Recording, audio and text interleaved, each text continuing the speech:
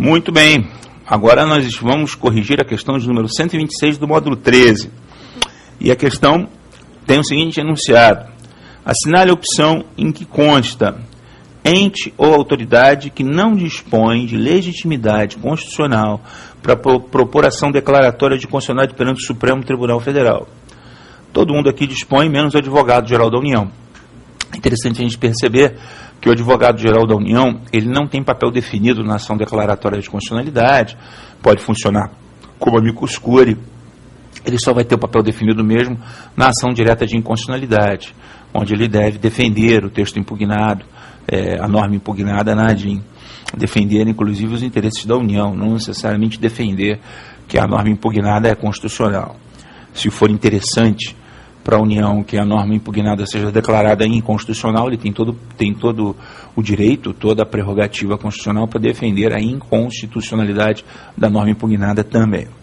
Então, o artigo 123, a questão 123, a opção correta só pode ser a opção E, ok? Questão 124, assinale a opção correta. Letra A. Nos termos da Constituição, as pessoas indiciadas em inquérito policial devem ser submetidas à identificação criminal. O indiciamento criminal não implica necessariamente na identificação criminal. Apenas nos casos previstos na lei, conforme a gente já teve a oportunidade de ver no artigo 5º, inciso 58. Letra B. Ninguém no território nacional pode ser preso, a não ser por determinação judiciária, de autoridade judiciária competente. Não, a letra B esqueceu a segunda possibilidade de prisão, são duas. A segunda é a prisão em estado de flagrância, em flagrante delito. Então, letra B, errada. Letra C. A assistência jurídica integral e gratuita que a Constituição assegura que o Estado prestará aos que comprovarem insuficiência de recursos abrange tanto processos cíveis como criminais. A assistência judicial é integral e gratuita. Integral, todos os processos cíveis, judiciais, administrativos, enfim. A opção C está correta. A opção D. É contrária à Constituição toda norma de direito penal que possua regras com efeitos retroativos. A Constituição admite a possibilidade excepcional da retroatividade da lei penal quando a lei penal for mais benéfica ao acusado, ao réu. Então, a lei penal não retroagirá, o princípio da irretroatividade, mas excepcionalmente retroagirá para beneficiar o réu, conforme determina a regra que está lá no inciso 40 do artigo 5º, que, na verdade, é o artigo 2º do Código Penal Brasileiro resumido, né? Uma repetição do artigo 2º, uma repetição resumida do artigo 2º do Código Penal no inciso 40 do artigo 5º. Então, a opção D está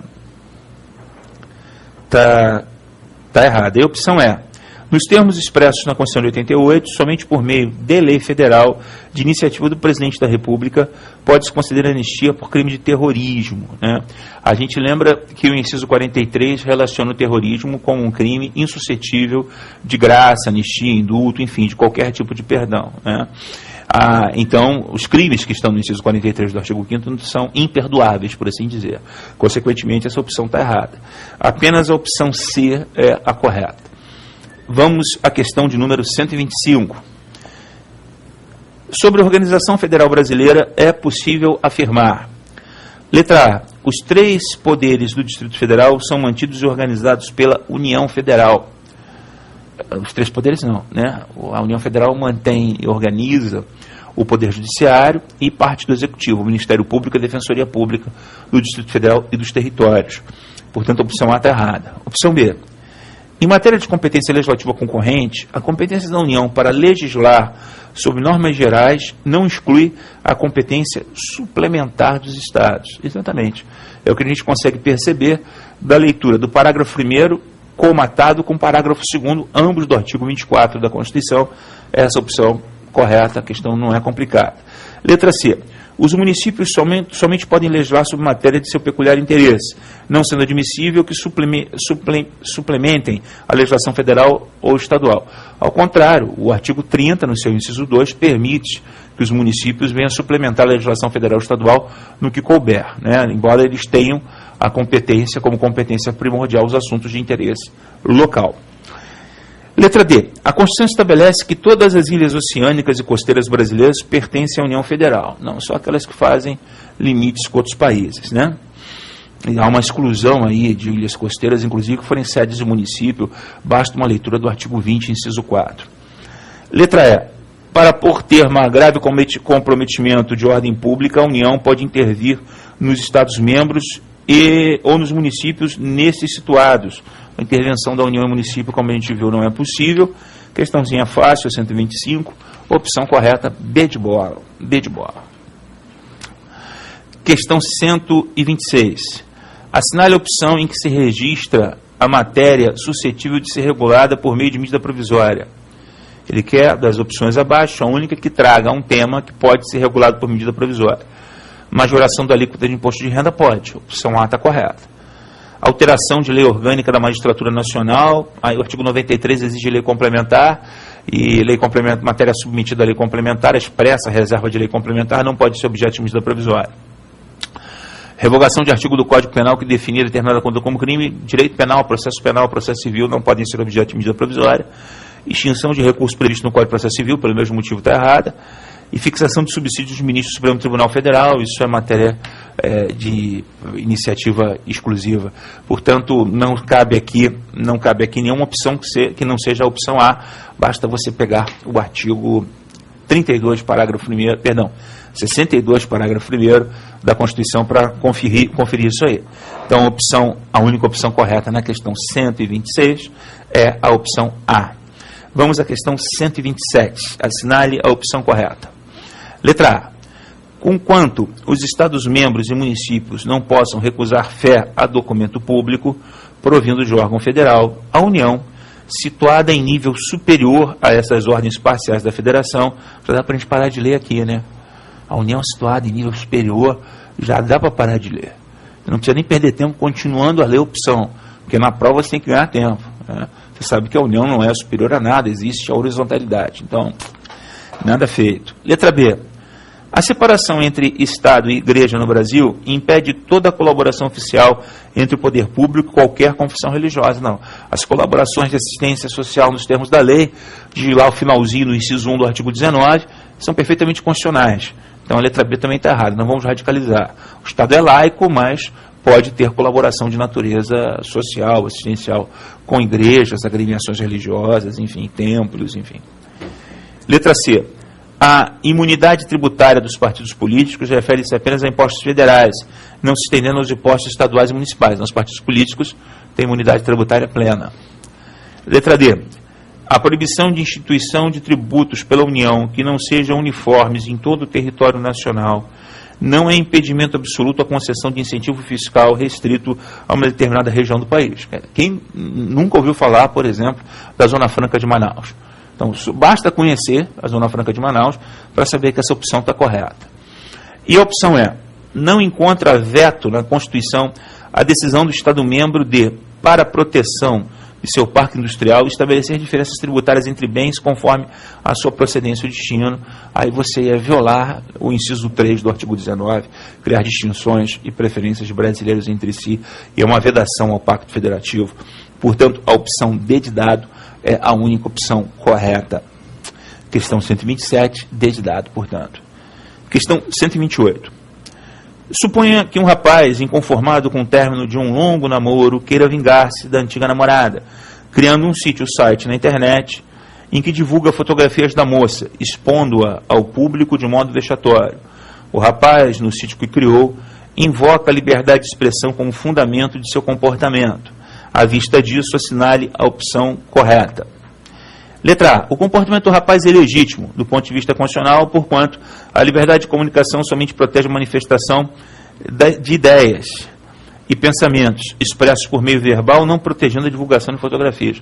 Ora, a ideia de proteção à intimidade atinge qualquer forma de divulgação, inclusive formas de comunicação que sequer foram inventadas. Na época que a Constituição foi escrita, se falava ainda em telégrafo, se falava em comunicação telegráfica, comunicação telefônica, se falava em comunicação de dados, em correspondência, mas não se fala, a Constituição textualmente não traz as outras formas de comunicação que foram implementadas, inventadas ou difundidas, ou já existiam, mas foram difundidas de forma intensa, como hoje ocorre com a telefonia móvel, com os cabos de fibra ótica, com a internet, enfim, e isso, no entanto, está protegido. O texto constitucional protege qualquer forma de divulgação e de comunicação. Então, opção A não tem sentido. Opção B. Demonstrado que o Constituinte de 88, ao elaborar o texto constitucional, não tinha em mente internet como meio de comunicação, não se pode dizer que a garantia da liberdade de expressão possa ser invocada em casos de manifestações feitas em tal meio eletrônico. Foi o que eu acabei de falar. Quer dizer, claro que assambarca esse meio eletrônico também. Letra C. A moça retratada poderá pedir indenização por danos materiais que a divulgação das fotografias lhe tenha causado, mas por conta da garantia da liberdade de expressão, não poderá exigir que as fotos sejam retiradas do site. Claro que poderá, né?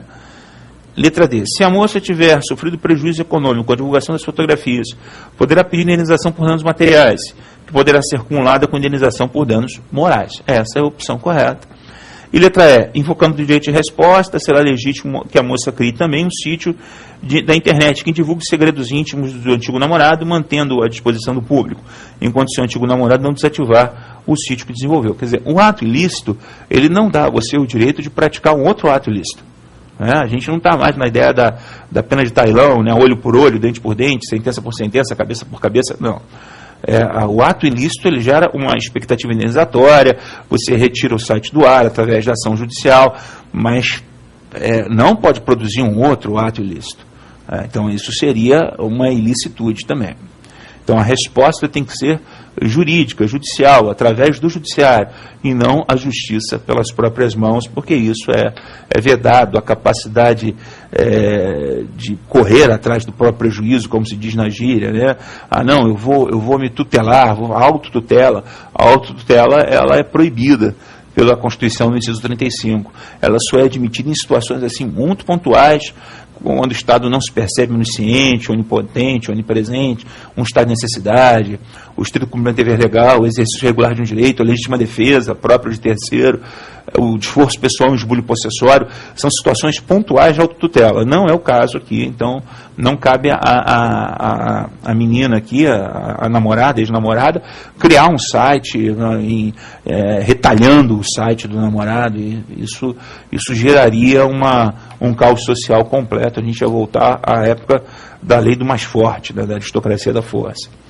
Então, letra D de dado é a única opção correta, questão 128. Questão 129.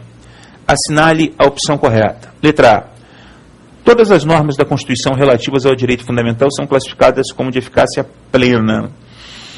A gente tem que tomar um cuidado aqui, né? O parágrafo 1º do artigo 5º afirma que as normas definidoras de direitos e garantias fundamentais terão aplicação imediata. Aplicação imediata. Na verdade, o parágrafo 1º do artigo 5º, ele não está se referindo apenas às normas definidoras do artigo 5º, direitos individuais, mas direitos e garantias fundamentais, que não estão só no título 2, estão no título 2, mas estão também em outras partes do texto constitucional. Por exemplo, o direito de greve do servidor público civil é uma garantia fundamental. E, diz o parágrafo 1º do artigo 5º, ele tem aplicação imediata. Mas daí dizer que o artigo 37, inciso 7, tem eficácia plena, vai uma grande diferença. A aplicação imediata significa que aquele direito é garantido.